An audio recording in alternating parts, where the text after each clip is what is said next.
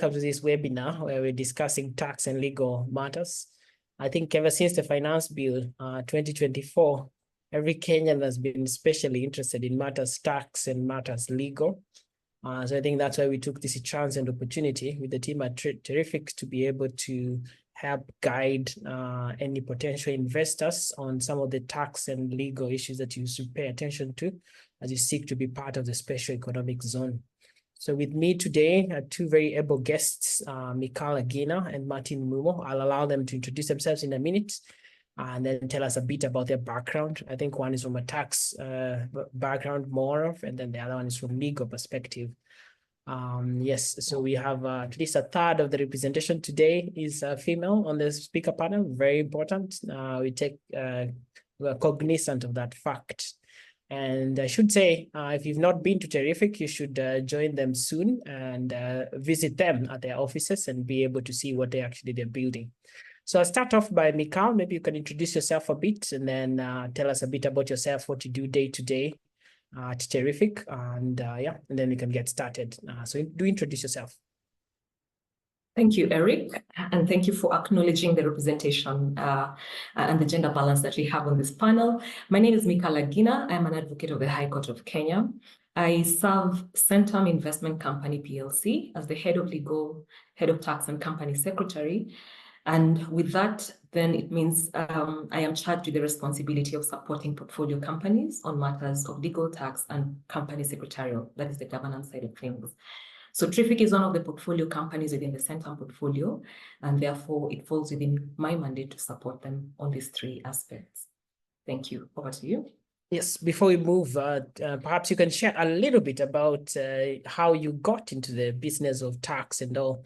I know it's also very it's a bit I mean, in the past at least it's been a bit rare to find a women in finance, and now you're a woman in legal field and who navigates that kind of field. So you could tell us a bit about yourself and maybe some of the observations that you've made in that field, and before I move on to our fellow guests. Okay, thank you. So I've practiced tax for almost 16 years now, having started my career at KPMG East Africa. I was with KPMG for 5 years, and I was attached within the tax department that was servicing clients across East Africa. So matters of tax planning, tax structuring, tax compliance, that was very well within the kind of services that we offered at KPMG. So I joined Centum about 10 years, 9 months ago, and my role was really to bring together the tax and the legal aspects, given that I have an accounting background as a CPAK, as well as having completed my studies and having qualified as an advocate, able to practice within this market. So Centum was in a very interesting space because then we were deploying a strategy that was very aggressive. And we had to look at structuring as one of the areas of value addition, where we had to get optimum structures that would give our shareholders the maximum value. So then it meant that we had to have in the room experts who understood the legal landscape of the areas in which we were investing, but at the same time, the impact of taking certain decisions and how that then cascaded down to value to shareholders. So the impact of tax was one very important aspect that we had to either minimize risk of leakage, of course, enhance compliance, and just have zero incidences of non-compliance, and at the same time ensure that any exit or any investment that we were getting into was being done in a very tax efficient way to ensure that all the areas of friction were then catered for in that investment cycle. So then that's how I've really matured in this area of tax and legal, and ensuring that we're ingraining that then in our investment process. As for governance, also I am a qualified certified secretary, and I can practice within this market. And so harnessing that within the boardrooms and ensuring that our governance processes are also adopting the legal and the tax structures that are giving the shareholder the value has now become one big rule that just brings that the three buckets of value that are housed within my current position into what shareholders can eventually benefit from. I mean, it's a very impressive background that you have, I should say, and very eager to discuss with you more details. I'll come back to you with a few more questions, but now I'll switch over to Martin Mumo. Then he can tell us a bit about himself and what he does at Centum and TRIFIC. Thank you, Eric. So my name is Martin Mumo. I work with Centum in the capacity of a tax manager. So together with Mikal, we support Centum and its portfolio companies on tax matters, including TRIFIC, which is our newest baby in the group. So it's a pleasure to be here and to speak to you. What's your background in tax and all these matters? Maybe you can tell us a bit about that before you switch to the presentation, which you're about to start. Thank you. So interestingly, I trained as an accountant, and I remember just from campus, I wanted to be an auditor. So I went for this interview with my then employer. My first employer was Grant Thornton, and I wanted to be an auditor. And in this interview, I actually thought I was interviewing for an audit job. And they told me the only position that is there is for tax, and it's an internship role. So I said, okay, I'll take it for 3 months, but after 3 months, I'll switch on to audit. But within those 3 months, I fell in love with tax. I think tax is DNA now, and did work with them for close to 3 years, and then I transitioned to Centum in 2019, and I've been with Centum for close to 5 years. It was really an interesting transition from consulting to Centum, and the realization at that time is a tax advisor is different. Working in consulting gives you one aspect of consulting, especially from a tax advisory perspective, but being in the industry gives you that commercial angle to understanding tax, which I think is a very good value proposition for any tax advisor out there. All right. So really nice to have both guests. I hear a common thread is that you guys are both accountants in the past. So very interesting. We won't handle any debits and credits for today, but we'll definitely handle some tax. So perhaps we can start off our presentation. It's a very interactive presentation. So we will be pausing in the middle to answer any questions that you post to us. So if you can play around with the chat box there. If you have any questions, do send them in. I want you to be experts in the tax and legal issues by the end of this 1-hour presentation. That's our hope. So we'll get started on this presentation, and then we'll pause in between to take a few breaks to be able to handle any questions that come up. So Martin, maybe, or Mikal, who's going to start us off in the presentation? I think we agreed ladies first, so I like that you set the tone. So I'll start us off, and now that we have the introductions out of the way. So today we just really want to unpack the legal and the tax insights of TRIFIC. And our hope is that at the end of this presentation, our audience will really understand what the operating environment looks like in TRIFIC, and also understand a little bit on the technical side of what it means from a regulator perspective, having your operations being conducted from an environment like TRIFIC and the benefits that come with that. So that is the agenda for today, and I'll move straight into introducing TRIFIC. So TRIFIC is an acronym, and our trading name really is Two Rivers International Finance and Innovation Center. TRIFIC is the short for this company, which in full is TRIFIC SEZ Limited, and meaning that it has been given the license to operate as a special economic zone. Currently, TRIFIC is the first and only business services center and the only SEZ that is specifically dedicated to business services. And we'll go deeper into what business services really are. So it's not your typical SEZ. It's not a place you will find warehouses or manufacturing concerns, doing a lot of production. But this economic zone, this special economic zone really deals with what we call global innovator services. So people in financial sector, the people in the tech industry, your BPOs, and people generally in services would domicile within this special economic zone and leverage from all the fiscal incentives that we have available to special economic zones. So a special economic zone is ideally an area that has been geographically delineated. So it's separated And through a gazette notice, as you can see on the screen, this particular area where TRIFIC is situated, we have about 64 acres already designated as a special economic zone. And that came through a legal notice. And so within this area, we have already started operations within the TRIFIC North Tower, which has gotten its customs gazettement and now is able to receive enterprises that are eligible and that have qualified through the regulatory authority that is charged with the mandate of issuing these licenses to operate within such a zone. So the difference is that when you operate within such a zone, it's like you're protected. So meaning there are policies and procedures that are very unique to this zone. And it means that fiscal incentives that are only allowed for any entity that is operating within such a zone, building a very competitive environment and allowing for investors that are coming in through such a special economic zone then position themselves for export business.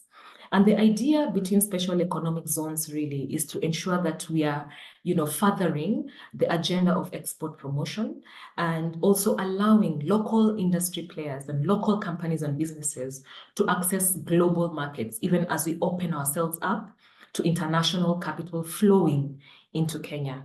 And so we will just show you exactly how TRIFIC has positioned to ensure that it is a gateway for both money flowing into Kenya or into Africa through Kenya, and at the same time for businesses in Kenya or in Africa positioning through TRIFIC to access this global market.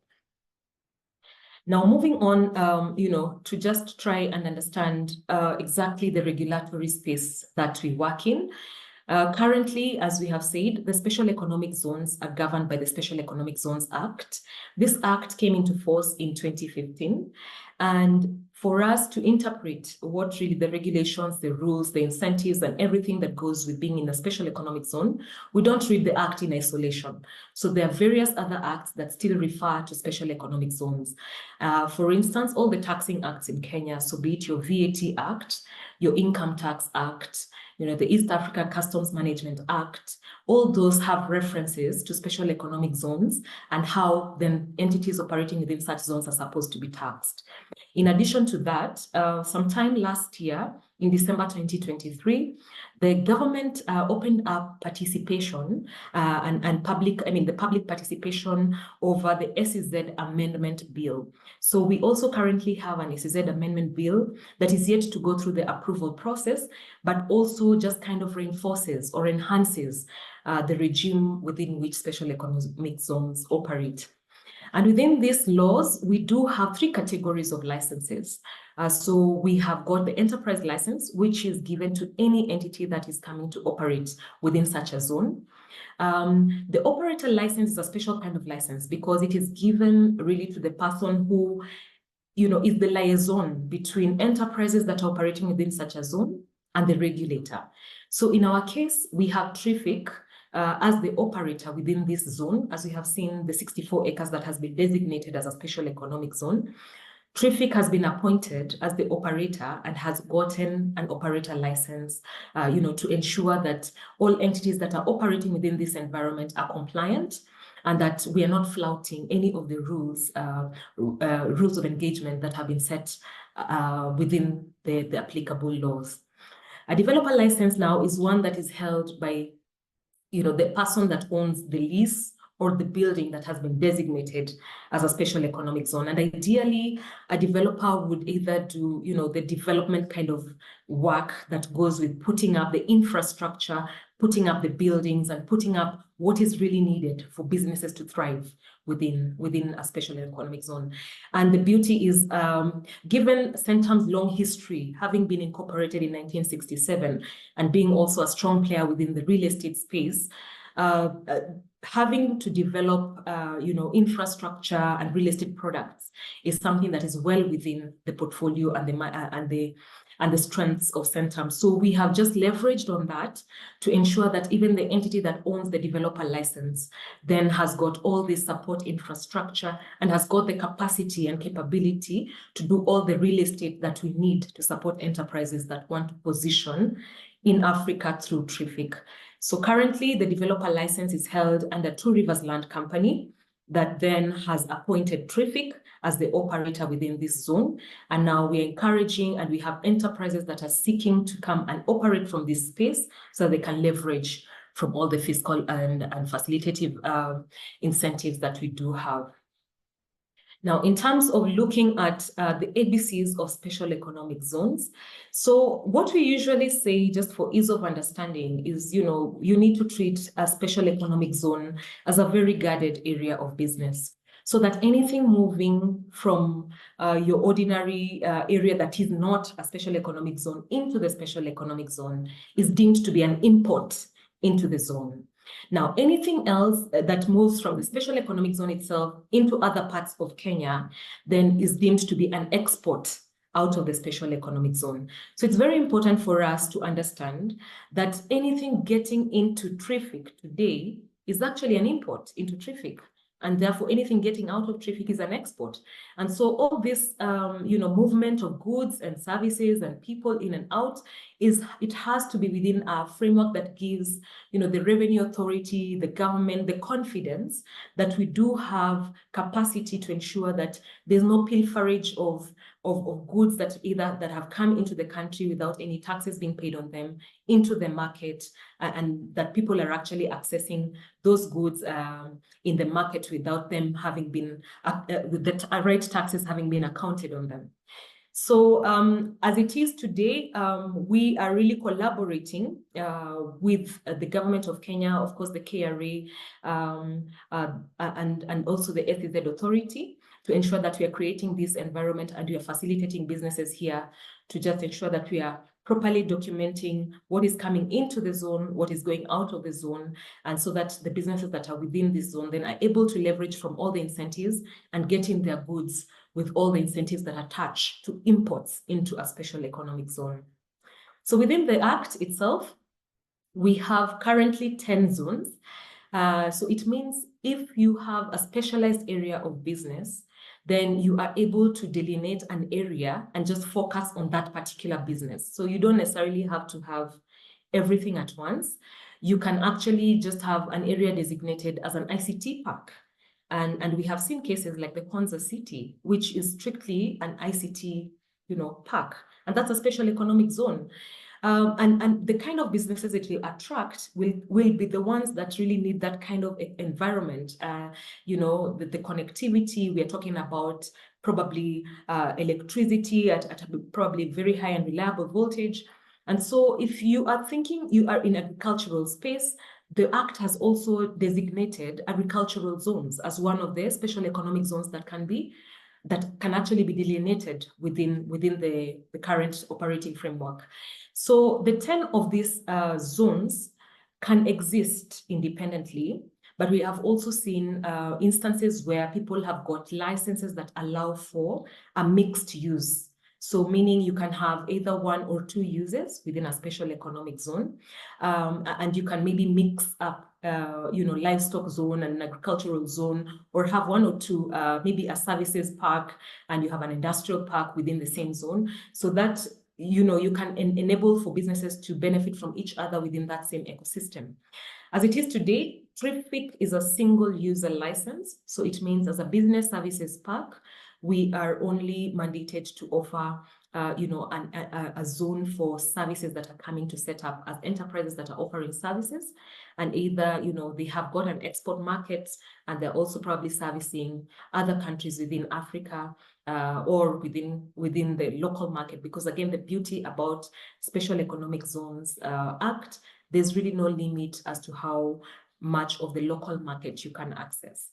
Now, interestingly, the SEZ Amendment Bill has brought in a concept of digital zones, and it acknowledges that within a business services park, you can have a digital zone. So we are yet to see how this pans out. And the bill had proposed that there will be regulations that will, just allow for the governance of such digital zones. But from what we have seen in other jurisdictions like Nigeria and how they have adopted such zones, then we are likely to see, probably some governance around how tech companies can be present without necessarily having a physical office. And we are hoping that we get that clarity once this SEZ Amendment Bill becomes law. Interestingly, also, the SEZ Amendment Bill proposes for us to have educational zones, which would also be interesting to see how will that look like. I mean, does it mean it's just the infrastructure? And especially now with what is happening with tech and education and people having to access, universities all over the world, just, being from the comfort of your home, then what will happen, what will attract investors into an educational zone, and exactly how will that look like? Are we looking at technical courses? Are we looking at tertiary education? Are we looking, what level of education is that? And those are some of the clarifications we have sought as we were also participating in just trying to understand and unpack the SEZ Amendment Bill. So I would like to just, pause here a bit and maybe throw some questions to Martin on. So there's always a confusion between SEZ, a special economic zone, and an export processing zone. And so everybody would think because TRIFIC is an SEZ, then it means it's an EPZ, or, if you're in an EPZ, does it mean you are the same as an SEZ? And maybe Martin, you can just paint the picture on what that looks like. What is an SEZ? What is an EPZ? What are the differences? And does it mean, the two of you would be treated as one and the same thing? Thanks, Mikhail, for that. Indeed, that's usually a very common question that we get from most clients. And indeed, just looking at the two regimes from an operational framework perspective, yes, both of them are geographically based operating frameworks, in the sense that for you to be able to unlock the various incentives that are provided within the two frameworks, then you must be geographically present within those zones. And what that means is you must have a lease with either the developer or the operator of that zone for you to take up space, either office space or land for you to develop your establishment within the zone. However, just looking at how the two frameworks relate in terms of access to domestic market. And by this, I mean, are you able to supply, goods or services to the domestic market under the two regimes? One of the key differences is that for export processing zones, then you have up to 20%, sort of a quota. So you can only supply 20% of your, total revenue to the local market. And, the local market is very different in, in the sense or in the SEZ or EPZ sort of framework. And it refers to the customs territory, which in this case means any of the ESC member states. So if you're set up within an EPZ and you're supplying or you're offering services to a client that is within an ESC member state, then that is deemed to be a local supply.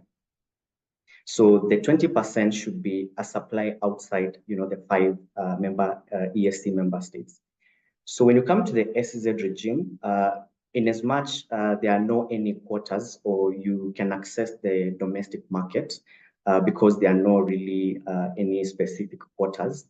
The only requirement is just for you to notify the SEZ authority of any supplies that you're making to the domestic market.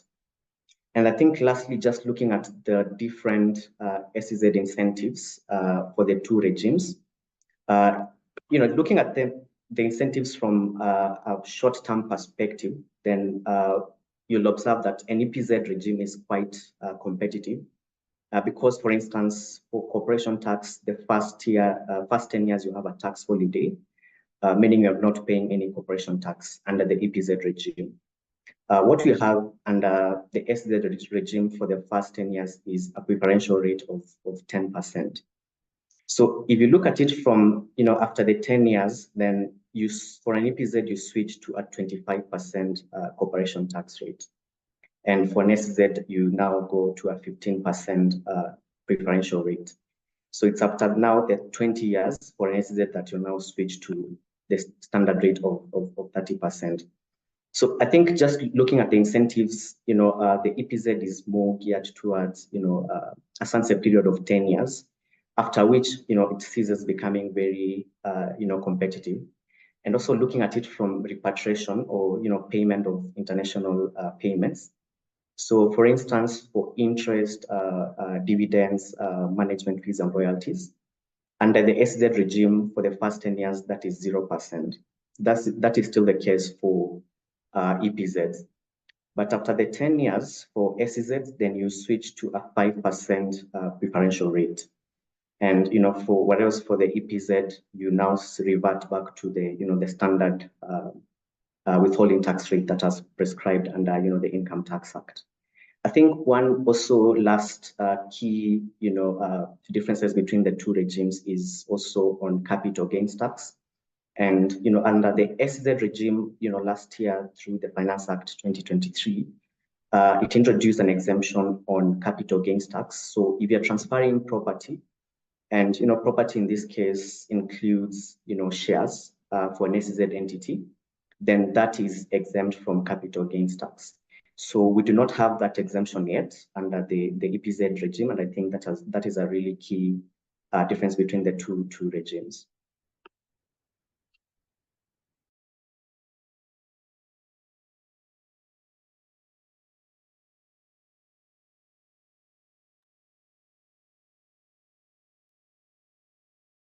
Yes, Matty.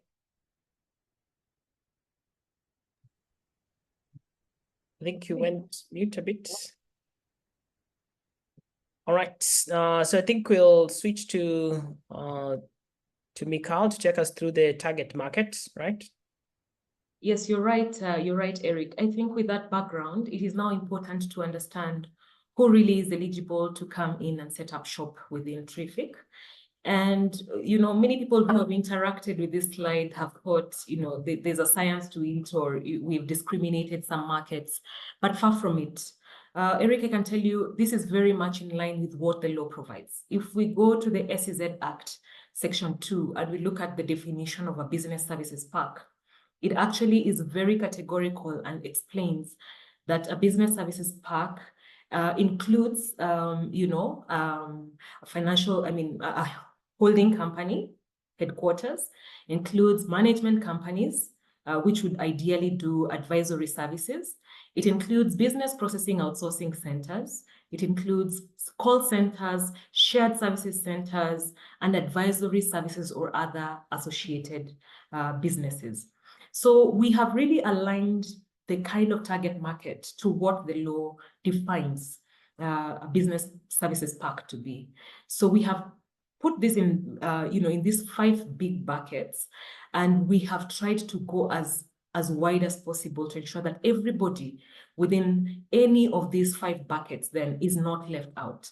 So within the BPO sector, we are not only looking at the BPOs, but we're also looking for, the creative media, content management, outsourcing. We are also just trying to expand the scope so that we do not leave anybody behind. So this is a comprehensive list that is available in all our websites and our social media platforms, so that for as many businesses that do qualify then can reach out and just feel free to engage with us and ensure that we get them an enterprise license. The issue with being in TRIFIC then means you have got some incentives that do not arise to any other person who is operating outside this zone. So I would like also, Martin, maybe, I know you've painted a picture, but perhaps looking at, a business that has come to set up in TRIFIC today for the first 10 years, how sure are we that, these incentives remain the same? And how sure are we that this is anchored somewhere, or that we can fall back on the law to really rely on the good picture that you're painting in terms of the incentives? Maybe you can go through those incentives and just maybe paint a picture of, the certainty of this regime and where we can find references on exactly the taxes that are applicable in this regime. Thanks, Mikhail, for that. Indeed, the question on certainty of these incentives has come across so many times, especially for investors. They want to be assured that if I get this 10% corporation tax rate, that then next year I won't be told to pay 20% on my business profits. So I just to take a step back and look at how this regime has been in the last 10 years. So the SEZ, Act was enacted in 2015. And, since 2015 until the Finance Act 2023, which was last year, we haven't seen any single change in this specific regime. And, the only changes we've seen through the Finance Act 2023 were actually to enhance the regime that was there to even make it more competitive. And just to mention some of the provisions that came through the Finance Act. So previously, the withholding tax rate for interest, management fees, and royalties. For SEZs, if you're paying that to a non-resident, it used to be 5%. That was the position prior to the Finance Act. So what the Finance Act did is it introduced, other provisions that now give a 10-year tax holiday in terms of if you're paying any royalties or interest or management fees to a non-resident. So then after the 10 years lapse, then you now revert to the 5% standard rate. So that is just looking back at how this law has been. Looking forward to what you're also doing to ensure that there's really certainty in terms of these incentives. And this is through the SEZ amendment bill that Mikhail mentioned earlier. Then one of the proposals in that bill is to extend the renewal or validity period of our SEZ license from 1 year to 10 years. So currently, if you come and set up within an SEZ, then every year you're supposed to renew that license with SEZA, upon paying, the standard fee of $1,000. So one of the key issues and what we put forward in that bill is to ensure that by the time an investor or an enterprise gets a license from SEZA, then we lock in the benefits and attach it to the validity period of that license, such that if you got your license in 2024, then you have a guarantee of 10 years until that license expires, in the event maybe of an adverse change in regulation, around this regime. So that is what we're doing to ensure that we have certainty of the incentives that are provided under the SEZ regime. And now just going straight to what exactly the fiscal incentives are. And these are usually provided for by the different tax legislations. So for income tax, you'll find them under the Income Tax Act. For VAT, you're under the respective VAT Act. And this usually you unlock the incentives upon licensing by the SEZ authority. So starting off with corporation tax. So currently we have a standard rate of 30%. And the system we have in Kenya is what we call a source-based approach of taxing revenue that has been accrued or derived in the country. So if you set up within an SEZ, then you have a preferential rate of 10% for the first 10 years. And then after those 10 years, you now revert to a 15%, which is still a preferential rate compared to the 30% standard rate. And then after those 20 years is then now you go back to the standard rate of 30%. So in terms, what is the impact of this, incentive, to the business? So if you're looking at it from a business perspective, from a cash tax outflow, then we are looking up to, around 67% saving on your cash flows. Because of the preferential rate that you have, the first 10 years of operation. Again, if you also look at capital gains tax, and this is really key for businesses that are in the PE space, investment holding companies, PE funds, then the Finance Act through, Finance Act 2023 introduced this exemption that if you're transferring property within an SEZ and property situated within an SEZ, then that transfer will not be subject to capital gains tax at the standard rate of 15%. And really the impact here, especially for funds and investment holding companies, is the impact on the return to shareholders. So because you're not suffering the 15% tax, then it gives you an avenue to repatriate maximum returns to your shareholders who've invested in the SEZ entity. Again, if you look at VAT, if you're making any supply of goods or services to an SEZ licensed entity, or a developer or an operator, then such supplies are zero rated for VAT purposes. And really the implication here from a business perspective is, if you're operating within an SEZ, your supplies, whatever your OPEX is, your operating expenses, then you'll be at a competitive advantage from your cost basis perspective, because your cost at any given point will be 16% cheaper than someone who is operating outside the zone. And really the impact there is, if your cost basis is lower, then it means you'll be able to price your services competitively. And that will give you a competitive edge in the market in terms of pricing your services. Lastly, if you also look at repatriation tax, and this is just broadly speaking at payments to international or non-residents. So for a company that is within the SEZ, if you're paying dividends, and these dividends you're paying them to either a local shareholder, a resident shareholder who's in Kenya, or a non-resident shareholder, we do not have any withholding tax on those dividends. Generally in Kenya, if you're paying a local shareholder or a person dividend, then you suffer 5% withholding tax. A 15% rate is there if you're paying that to a non-resident. So really the competitive advantage here for you being in a special economic zone is you'll be able to give maximum return to your shareholders, because again, they do not suffer the withholding tax that is usually deducted at source. If you're also looking to pay interest, and this is really key, one of the value propositions that we've seen for businesses is because we have a tax holiday for the first 10 years, if you're paying interest to a non-resident, then we've seen that positioning an entity within TRIFIC for you to channel your investments to wherever parts of Africa or the world, then would give you a competitive advantage in terms of your cost of borrowing. So if you're getting funding from a third-party financier who is outside Kenya, then ideally, if you're set up outside the SEZ, you'd have paid 15% withholding tax on that interest payment.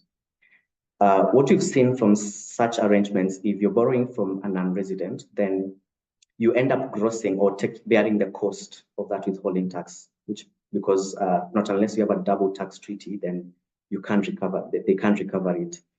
So if you're borrowing through an SEZ entity, then it means you'll have a 15% cost saving on your debt. And you'll be able to channel that investments to your subsidiaries at a lower cost. And that is really a key really value proposition on interest payments.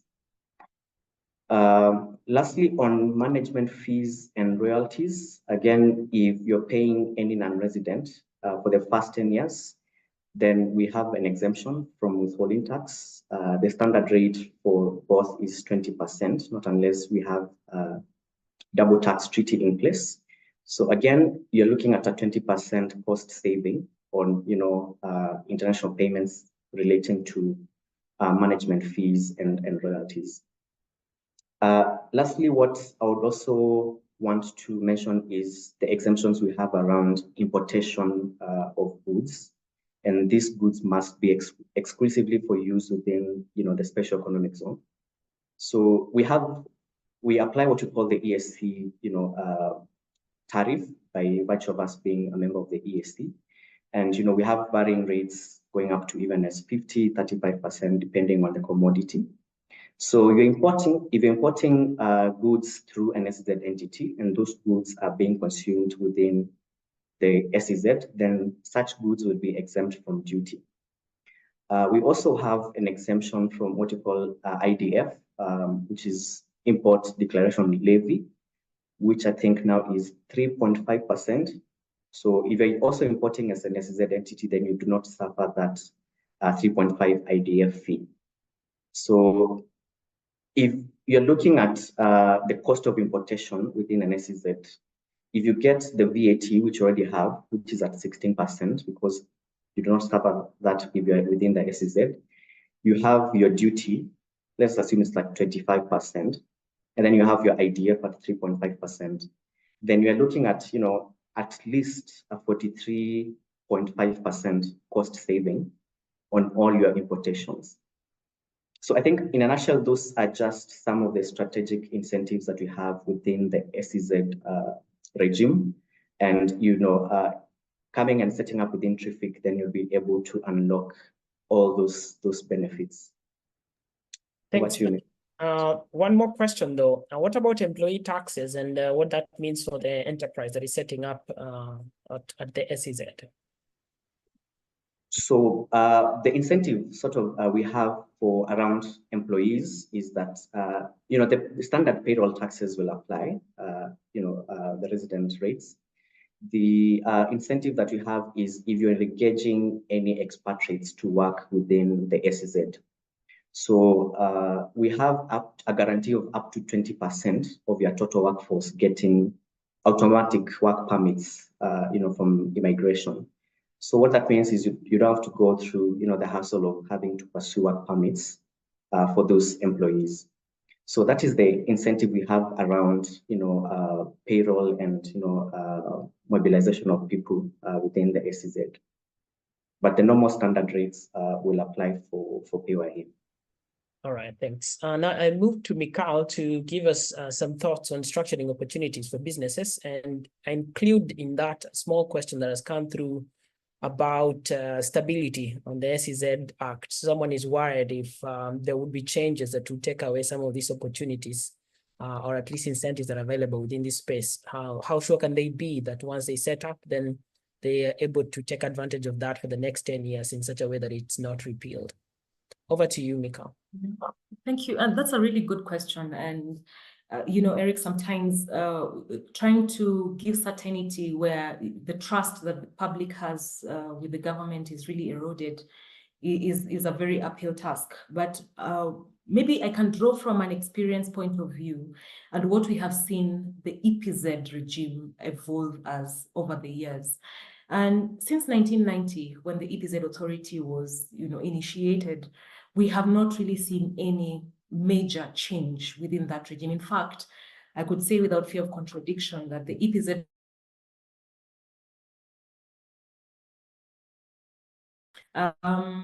similarly for the SEZ regime, since the coming into force of this law in 2015, we have really seen no change in the law, irrespective of the economic times that we have gone through, the medium-term revenue strategy, and all the times that we have had feedback from the international players that special economic zones or economic the EPZs are not really good for economic growth.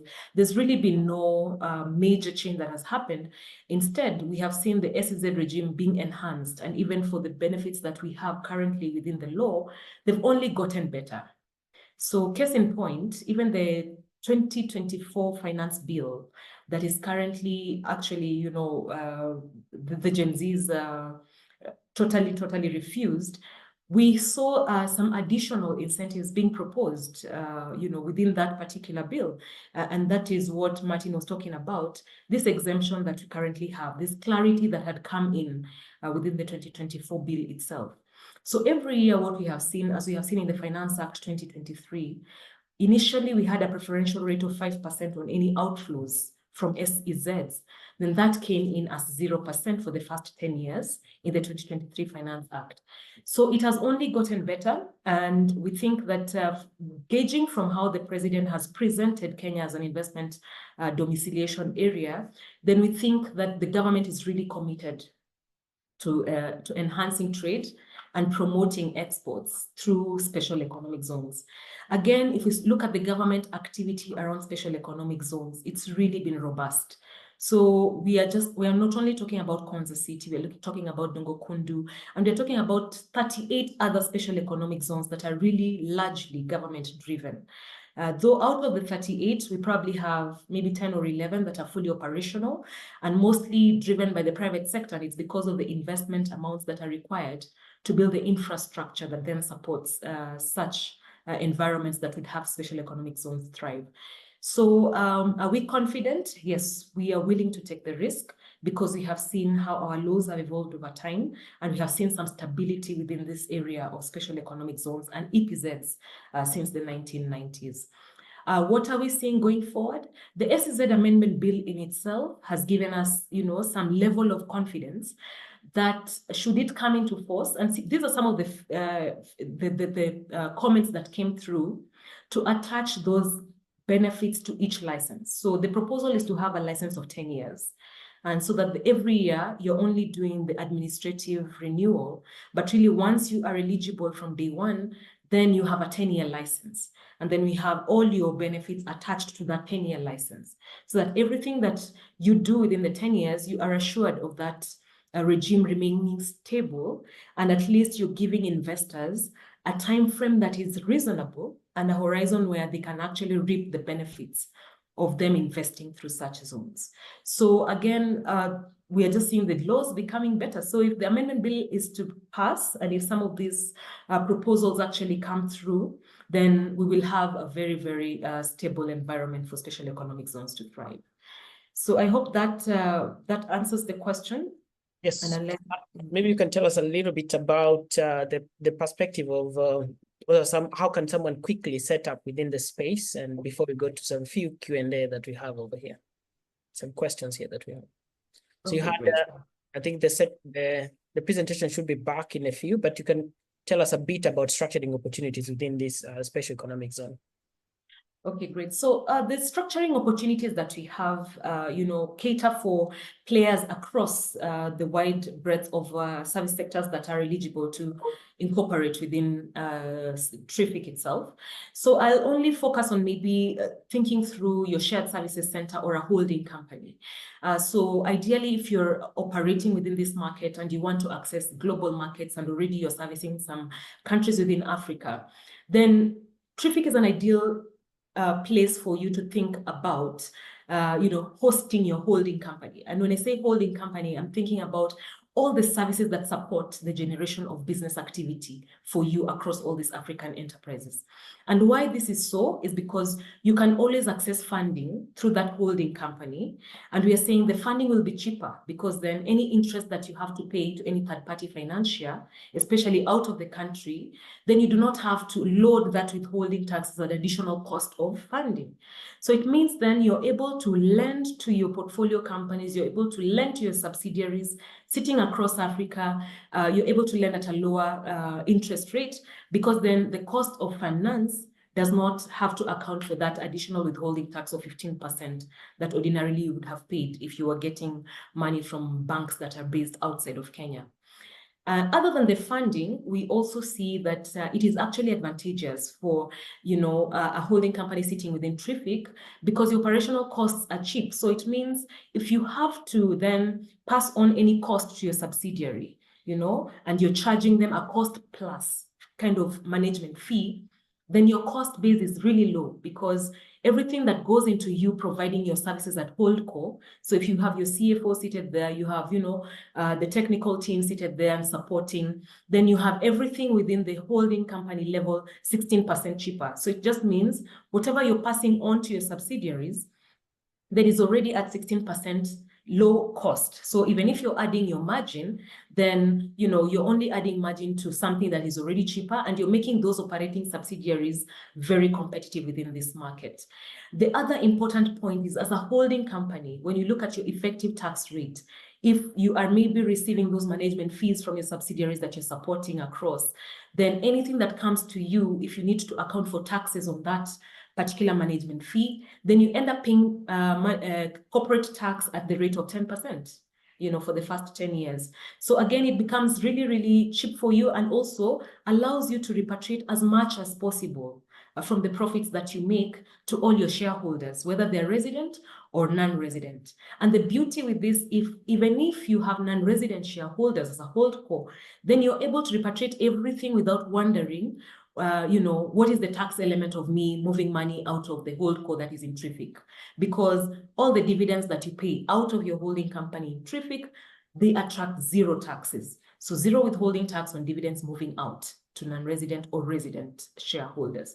At the same time, if you need to pay for royalties, maybe you're using, specific intellectual property that has been given to you either by another, related entity outside of this jurisdiction, all these payments, now you have the benefit of not necessarily accounting for withholding taxes on the royalties that you have to pay. Additionally, because we know some of these holding companies are also very tech heavy. So if you need to import any kind of technology, any kind of systems, and the taxes that are just attributable to you having these systems to assist you support your network of subsidiaries, then as we have seen, is really cheap because you have all these exemptions that come with importation while you are based within TRIFIC. So the structuring options are that you can think about your holding company, your shared services center. You can also think, if you're, say, in a fund structure, you can think about the fund manager sitting within such an area and also just assisting to deploy capital into different markets, different portfolio companies, either within Kenya or across Africa, but from a jurisdiction that actually gives you a very, very, conducive environment from the infrastructure that it has, and also that has this fiscal advantages that we have talked about. All right. We have a couple of questions that have come in. I think we'll tackle them. I think one of them is about, I think someone was asking, can they have just a desk at the SEZ and then operate the rest? And then someone is also wondering whether people can work from home or they need to always be within the space at the SEZ. So maybe you can respond to that, Mika. Yeah, great. So the beauty is, for TRIFIC, we've tried to cater for everybody. So, if you're a startup, if you're a really established company, if you're just, trying to test the market and see whether you can expand over time. So the offering that we have cuts across. We have got solutions for co-working spaces. And if you visit the TRIFIC North Tower today, the offices are already well kitted out. You can have access to one desk, two desks. You can also have access to specific offices that are just designated to, people who may want a smaller, very intimate space. But we also have shared spaces for boardrooms. We have shared spaces for just ensuring that your staff members are enjoying, just being within an environment that is truly international. At the same time, we also give solutions to the people who really need big spaces. So we have BPOs that need big floor plates, and the solutions are endless. Remember, I said we have 64 acres, some of which is yet to even be developed. And we are starting to think through what the plans are. Some clients are coming to us already with their own plans and designs and thinking, can we do a tower? And those are conversations that are live and that are ongoing.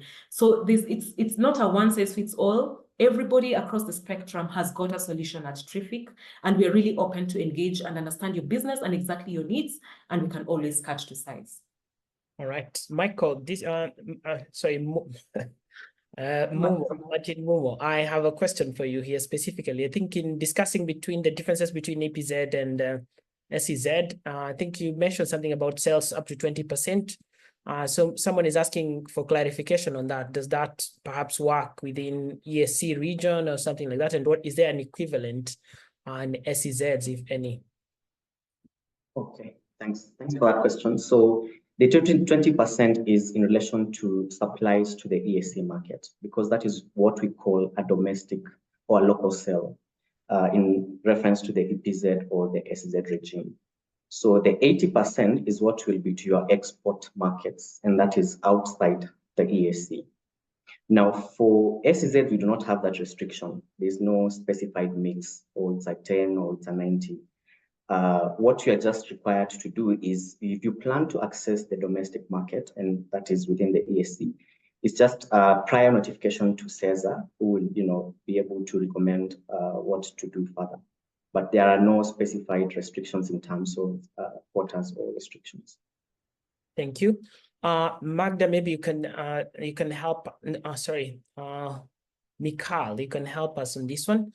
Transfer pricing rules and compliance requirements in Kenya, they apply to SEZ entities. Does that so the transfer pricing rules, when you apply them to SEZ entities, how does that work within the the SEZ, special economic zone? So yeah, that's correct actually, because the relationship between an entity that is operating outside the regime and an entity that is operating within an SEZ, it needs to be at arm's length. So the transfer pricing rules really do apply for any kind of business transactions that we have between a company that is outside of the SEZ and a company within the SEZ. And that is mostly because an SEZ is treated as a as a secluded kind of regime that is not necessarily operating within your ordinary Kenyan legal regime. So that's why we said when goods are moving into the SEZ, it's an import into the SEZ. When goods are moving out, it's an export. So similarly, when you're interacting with your related parties that are outside the SEZ, it is required that you treat that as any cross-border transaction, which is of course required to be at arm's length. So you have to have your justification, you have to have your transfer pricing, you have to have your transfer pricing policy that then governs, because within the law itself, the Income Tax Act, we not only look at cross-border relationships being governed within transfer pricing rules, but also between entities that are within preferential tax rates and entities that actually pay taxes at the normal rates of 30%. So that is very much governed within the tax transfer pricing rules. That's a good segue to the next question from Nelson, who's asking about double tax agreements. Do those provisions supersede those of the Kenyan law that relate to the SEZ when they're trading or doing business over there?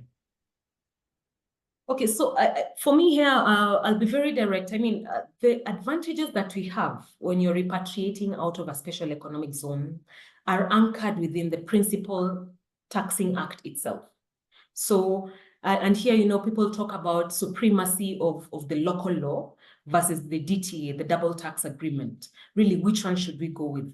So when you're repatriating profits from a special economic zone and your local legislation, the primary legislation has actually given you that exemption, it's as good as you can take it to the bank, that it is a sure bet that that is the rate that will apply for any cross-border transfers out of the special economic zone to any shareholder that is benefiting from distributions that you're making in the form of dividends or any kind of repatriation. So that will certainly supersede the DTA, because it is the anchor legislation and is the taxing legislation within Kenya. Yeah.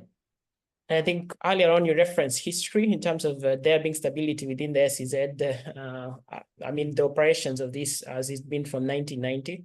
So I think someone else is also asking if, based on the history, if there have been instances where the tax law interpretation by KRA is slightly different from that of the spirit of the SEZ Act. I think that speaks more to people wanting that reassurance that, okay, this is going to not to change as much as when I get these benefits, they're actually going to be sticky at the end of the day. Is there something in that regard that you'd want to maybe reference? I think I lost you at some point there. So I'll assume that you're asking if KRA is also aligned to this certainty. I think given the interactions of Kenyans and KRA, they expect them sometimes to be different. So I think it's just that reassurance from you that, hey, things are not different when they're interpreted by KRA and based on the spirit of the SEZ Act itself. Okay, I mean, I totally understand where that is coming from.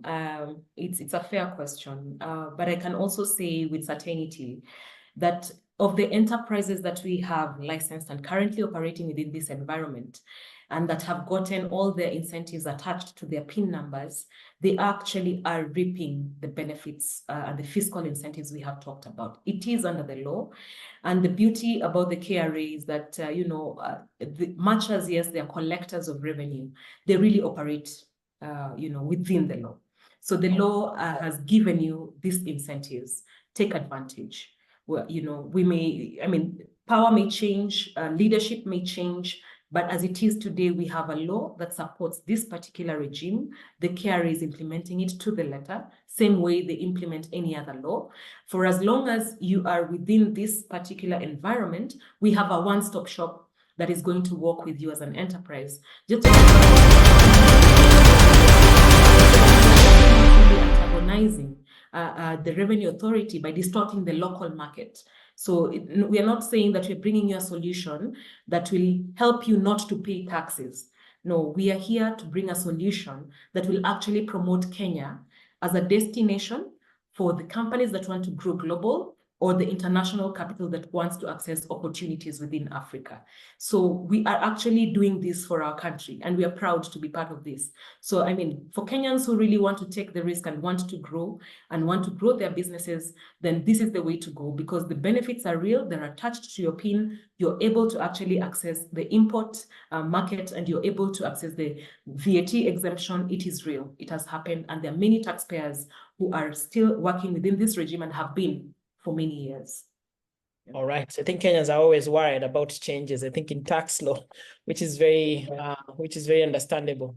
Martin, do you have anything to add in terms of perhaps someone is asking here, you know, someone wants to have a small business outside the SEZ and have the business still some other part of the business within the SEZ. Does that mean that the income he generates outside the SEZ is not party to all these benefits that you've outlined today? So perhaps you could repeat the delineation that is there between operating within this zone and outside the zone in terms of income generating activities. Thank you, Eric, for that question. So for you to qualify for the corporation tax incentive, then you have to demonstrate that your activities or whatever activities that you're performing to derive that revenue are being performed within the SEZ. Whatever assets you have, then they must be located within the SEZ. So that means if you have assets that are outside the zone, then the stream of revenue that is coming from or being generated by those assets then will not qualify for the SEZ differential corporation tax rate of 10%.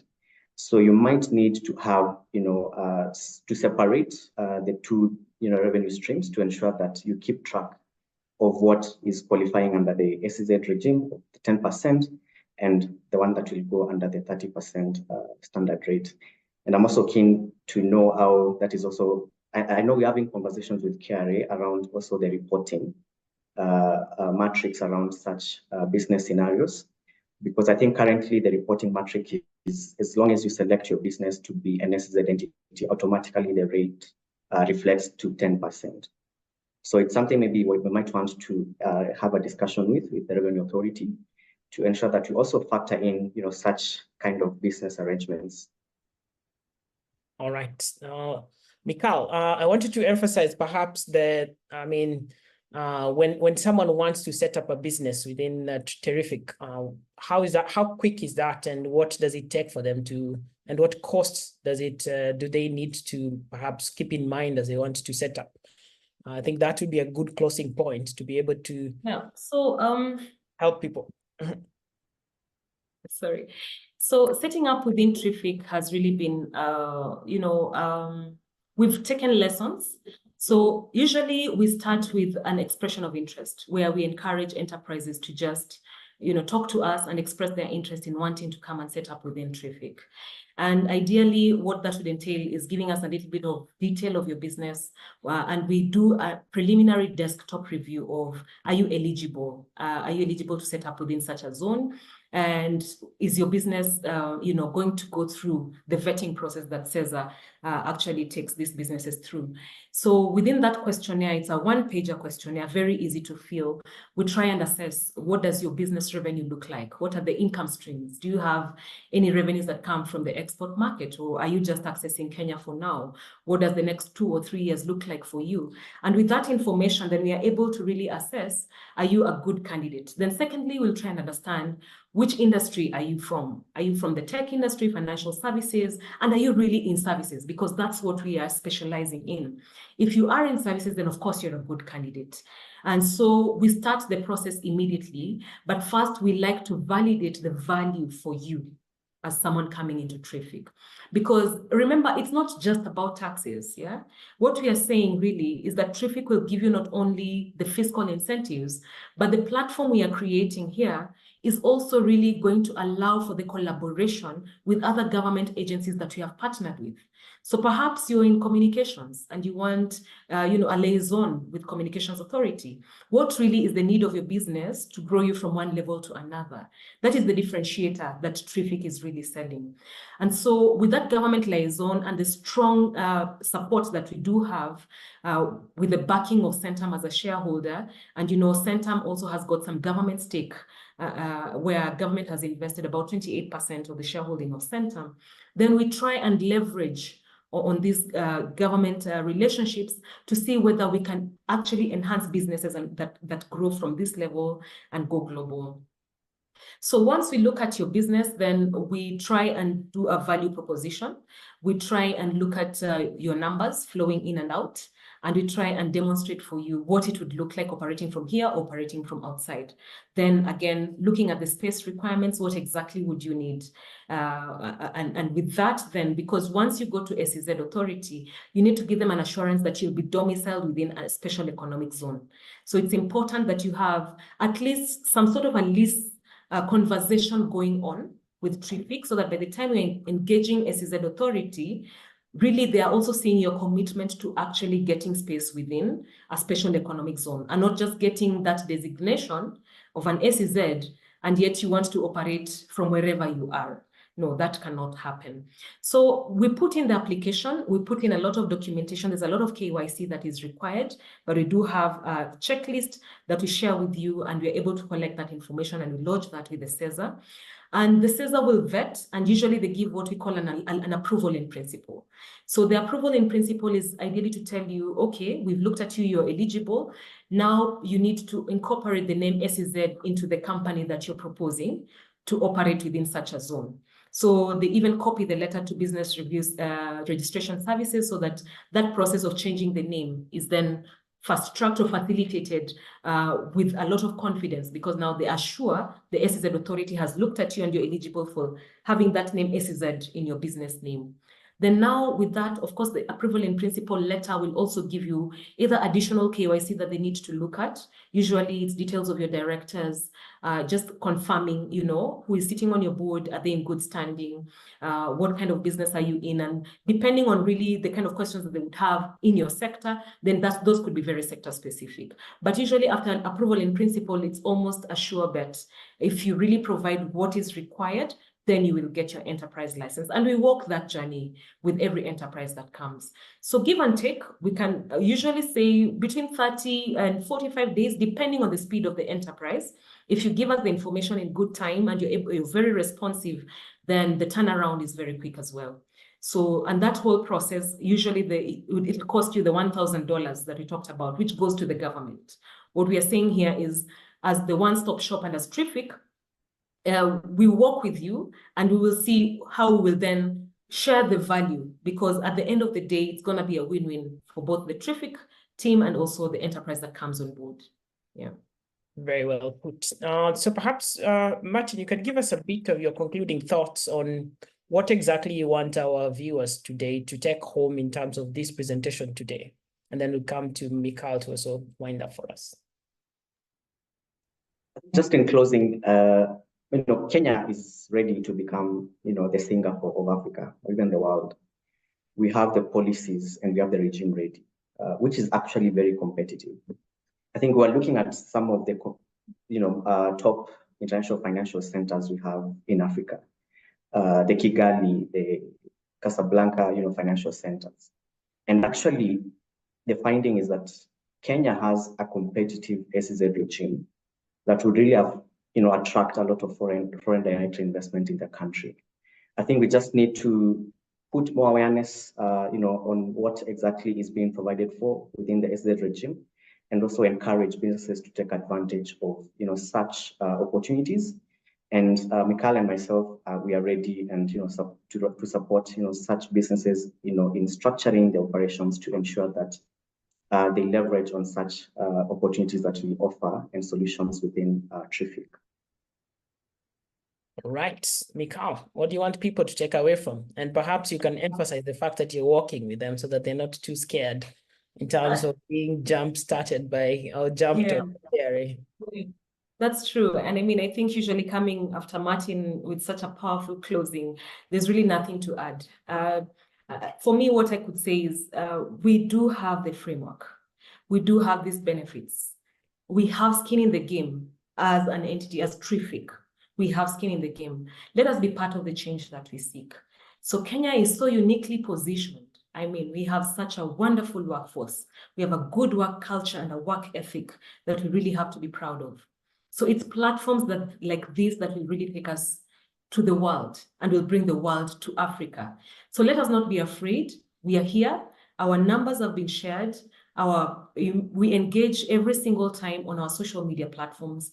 We work with organizations, and at times it is not as easy. You know, there are organizations where we have to go back to your boards, we have to do papers with you, we have to give you justifications, and just really analyze and assess, is there value in moving to a special economic zone? So be not afraid. TRIFIC is really ready, and we would like to see this be one of the success stories, and we are proud that we are doing this for our country, Kenya. So our lines are open. Back to you, Eric. All right, the email is info@trific.co.ke, and the location, where do we find you, Mikal? The specific So we are at Two Rivers. So within Two Rivers, you come to the North Tower. The tower is very well labeled. It is TRIFIC SEZ. You can see it by day, you can see it by night. The beautiful thing about this SEZ is that, given the time zones of the clients that we service, this will be a 24-hour economy. That one I can say for sure. So anytime, any day, feel free to drop in. Currently, the TRIFIC office is on the 4th floor of the TRIFIC North Tower. So if you come to the top of the mall, there's one tower to the far left. That is the TRIFIC North Tower. It's very well labeled. And you come to the 4th floor, you will find our TRIFIC offices where we'll be able to engage with you, and we'll also be able to onboard you. Thank you so much. Lots of questions have come in. We've tried to address as many of them as possible. If you've not, please look out for more webinars that we'll be holding like this to be able to handle all topics related to operating in special economic zones such as this that is very focused on service economy.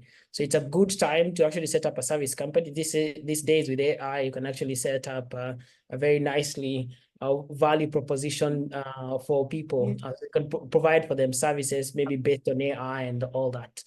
So come to TRIFIC, let them walk with you in this journey of being able to set up within the special economic zone and tap into all those benefits that they've highlighted today.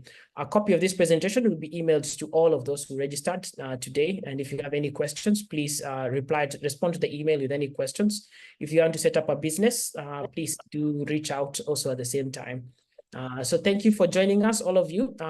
In fact, I see someone who's given us a shout out from Switzerland. It was specifically for Mikal, but I take it also. So I think lots of people who've joined in. So look out for our social media spaces for a link to the next webinar. I'm too used to spaces, the next webinar that we hold on these topics. And if you have any questions that you want us to address in future webinar series, please send them in to us again at info@trific.co.ke. Looking forward to future webinars like this. For now, we'll say goodbye from Martin, Mikal, and I. So let's say bye, and then see you again soon. All right. All right. right. Thank you. Bye. All right. Thank you. Bye.